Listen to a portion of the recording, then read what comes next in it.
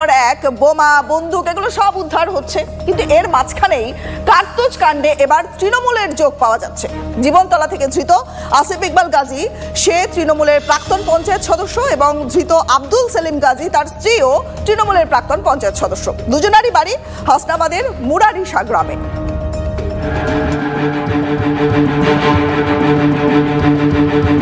দক্ষিণ 24 পরগনার ক্যানিং থেকে কুলতলি, দক্ষিণ দিনাজপুরের গঙ্গারামপুর, মুর্শিদাবাদের শামশেরগঞ্জ থেকে বীরভূমের মারগ্রাম, রাজ্যের জেলায় জেলায় অস্ত্রের ঝনঝনানি, উদ্ধার বোমা। এসব ছবি দেখে অনেকেই বলছেন কার্যত বারুদের স্তূপে বাংলা।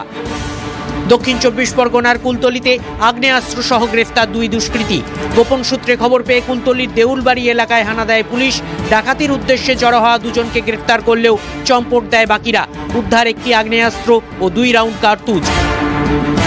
কুলতলিতেই জমি সংক্রান্ত বিবাদের জেরে সংঘর্ষ, ঘটনাস্থল থেকে উদ্ধার হয় তাজা বোমা। দক্ষিণ দিনাজপুরের গঙ্গারামপুরে উদ্ধার হয়েছে 2টি আগ্নেয়াস্ত্র ও 2 রাউন্ড গুলি। গোপন সূত্রে খবর পেয়ে 2 জায়গায় অভিযান চালিয়ে গ্রেফতার করা হয়েছে দুজনকে। এদিকে বীরভূমের মারগ্রাম থানা এলাকার তপন গ্রামে চাষের জমিতে প্লাস্টিকের বালতিতে উদ্ধার 6-7টি বোমা।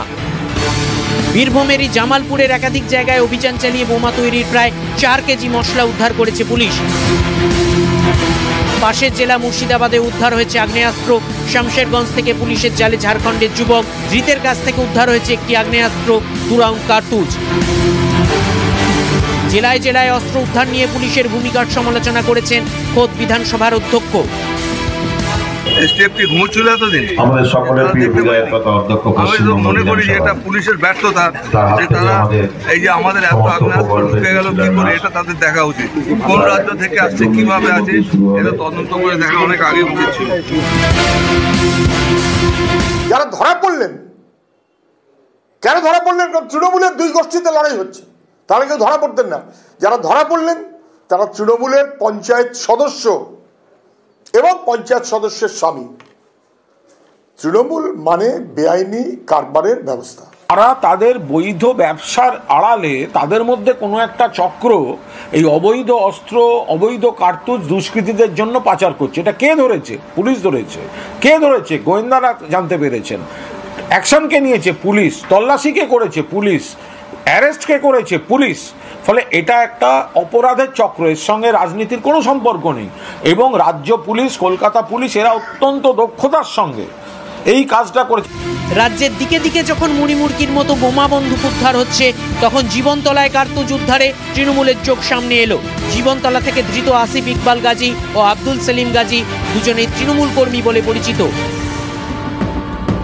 তৃণমূল তো করছে এই অবৈধ অস্ত্রের ব্যবসা, তৃণমূলের দ্বারাই গোটা রাজ্য জুড়ে পরিচালিত হচ্ছে। অবৈধ বোম, অবৈধ গুলি, নচেত একজন মুখ্যমন্ত্রী বলার পর, যিনি স্বয়ং পুলিশ মন্ত্রী, তিনি বলার পরেও যদি অবৈধ অস্ত্র উদ্ধার না হয়, এর মানেটা কি? পুলিশ জানে না, এরকম তো হতে পারে না। পুলিশ সব জানে কোথায় কি হচ্ছে। হাসনাবাদের বাসিন্দা আসিফ মুরারিশাহ পঞ্চায়েতের তৃণমূলের প্রাক্তন সদস্য এবং আব্দুলের স্ত্রীও ওই পঞ্চায়েতেরই প্রাক্তন তৃণমূল সদস্য। বসিরহাটের প্রয়াত তৃণমূল সাংসদ হাজী নুরুল ইসলামের সঙ্গেও ছবি রয়েছে ধৃত আব্দুলের। যদিও তৃণমূলের স্থানীয় নেতৃত্বের দাবি, দুজন আগে তাঁদের দলে থাকলেও পরে বিজেপিতে যোগ দেয়। 2021 সালে প্রকাশ্য পতাকা ধরে বিজেপির দলে ওরা জয়েন করেছিল। তৃণমূল ছেড়ে ওরা বিজেপিতে জয়েন করে, এবং তৃণমূলের সঙ্গে ওদের তো কোনো সম্পর্ক নেই, কোনো লিডারের সঙ্গে কোনো যোগাযোগ, কোনো সম্পর্ক ওদের নেই। ইট বালি সরবরাহ নিয়ে বুধবার তৃণমূলের 2 গোষ্ঠীর সংঘর্ষে বোমাবাজিতে রণক্ষেত্র হয়ে ওঠে বজবজের শিল্প তালুক এলাকা। সেই ঘটনায় আরও 2জনকে গ্রেফতার করেছে পুলিশ। এ নিয়ে ধৃতের সংখ্যা বেড়ে হলো 10। Bureau report, TV9 Bangla. দেখুন, বজবজের গুলিকাণ্ডের পরে কিন্তু বেশ কয়েকটা দিন কেটে গিয়েছে। এখনো পর্যন্ত অধরা রয়েছে FIR এ নাম থাকা 3 জন পঞ্চায়েত সদস্যের। বজবজের গুলি চালানোর ঘটনাতে মোট 43 জনের বিরুদ্ধে FIR দায়ের করে পুলিশ। 2 দফায় মোট 10 জনকে গ্রেফতার করেছে পুলিশ, কিন্তু এখনো বেপাত্তা FIR এ নাম থাকা 3 জন পঞ্চায়েত সদস্য। কারো বাড়িতে তালা মারা, কারো আবার হদিশই দিতে পারছেন না পরিবারের সদস্যরা। কেন গ্রেফতার করা যাচ্ছে না তাদের? প্রশ্নের মুখে পুলিশের ভূমিকা। আমার তো মনে হয় ওকে ফাঁসানো হয়েছে, কিন্তু তো আমাদের এখানে যে নতুন সদস্য, এখানে আপনারা জিজ্ঞাসা করতে পারেন কোনো ও কোনো জিনিসে থাকে না, উনি কারোর কথায় থাকে না, ঝগড়ায় থাকে না, কোনো জিনিসেই থাকে না। কারা ফাঁসাচ্ছে এটা তো ঠিক আমার জানা নেই যে পার্টির মধ্যে কি আছে না আছে, কিন্তু আমার যেটুকু ধারণা ওনাকে ফাঁসানো হচ্ছে।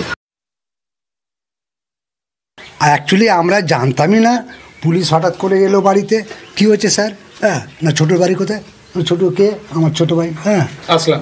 হ্যাঁ আসলাম। হ্যাঁ ও ডাকলাম ছোটো। হ্যাঁ ছোটো ভাই বাড়ি কোথায়? এই যে। হ্যাঁ চলুন। উপরে নিয়ে গেলাম, নিয়ে গিয়ে বাড়ি দেখলাম। আমরা তো জানি নাইট ডিউটি গেছে। হ্যাঁ দেখুন, এরকম বোমা, গুলি আর অস্ত্র উদ্ধারের ঘটনার কথা বলবো আর মুর্শিদাবাদের নাম আসবে না তা তো হবে না, কারণ ফের মুর্শিদাবাদে অস্ত্র সহ গ্রেফতার করা হয়েছে দুজনকে। অভিযোগ যে বাইকে করে আগ্নেয়াস্ত্র বিক্রি করতে যাচ্ছিল দুজন দুষ্কৃতী। গোপন সূত্রে খবর পেয়ে সাগরদিঘির মোড় গ্রামে হানা দেয় পুলিশ। পুলিশের জালে মুক্তার হোসেন এবং জালাঙ্গীর হোসেন নামে দুজন দুষ্কৃতী। ধৃতদের কাছ থেকে উদ্ধার 3টি দেশি পিস্তল, 7 রাউন্ড তাজা কার্তুজ। বাজেয়াপ্ত করা হয়েছে বাইকটিকেও। আগ্নেয়াস্ত্র পাচার চক্রের সঙ্গে আর কে বা কারা জড়িত খতিয়ে দেখছে পুলিশ।